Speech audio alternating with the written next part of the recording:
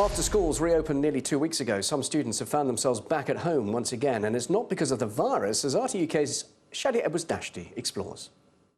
After months of homeschooling and Zoom learning, class is finally back in session.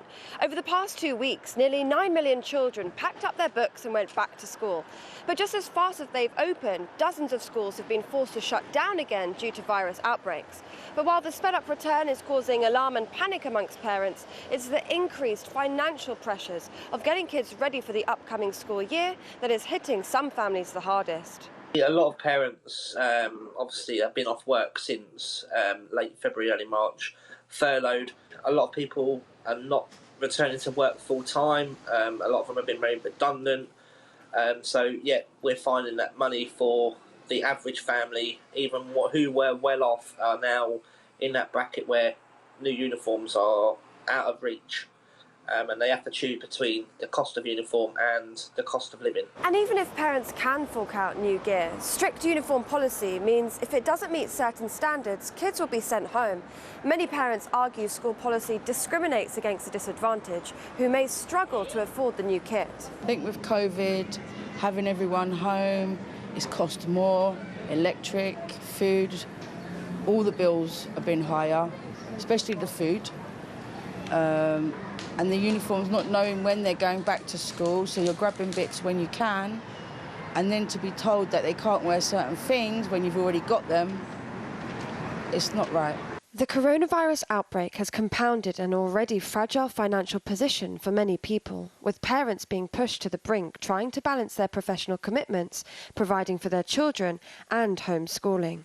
A survey of 20,000 working mothers found that 15% have been made redundant or are expected to lose their job by the end of this year. Because I'm a mom of 5 and I'm single and I'm in benefits, so for me to buy for 5 kids going to school from primary to secondary, I have to make sure every 2 months I save for something. And sometimes we do food banking.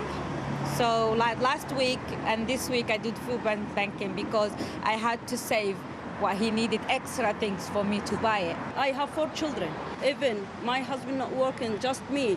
So how can I offer all that? The pandemic has only exacerbated the rich-poor divide in the UK.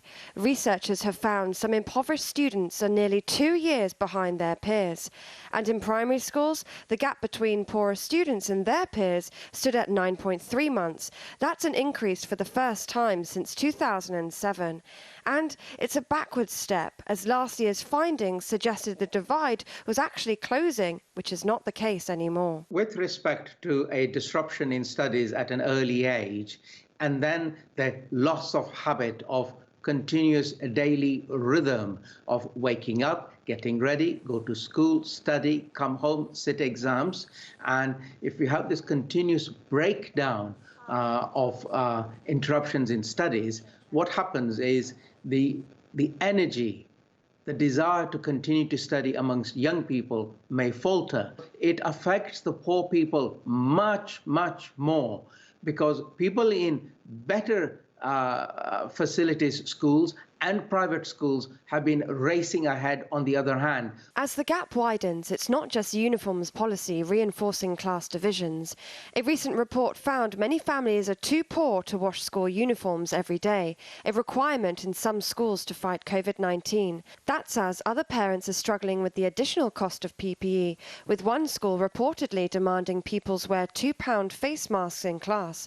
Even school meals are problematic. The lunch is divided even how poor you are and how rich you are. If you have an account and your parents putting for you money, you're gonna have a nice hot food. If you not and you take it from the government as they paid for you, whatever they give you, you're gonna have to eat it. And when you can't give them what they want, it makes you feel like a failure. With the furlough scheme set to wind down next month, there's a worry unemployment will soar across the country, and that will add additional financial strain, especially on those who are already on the breadline.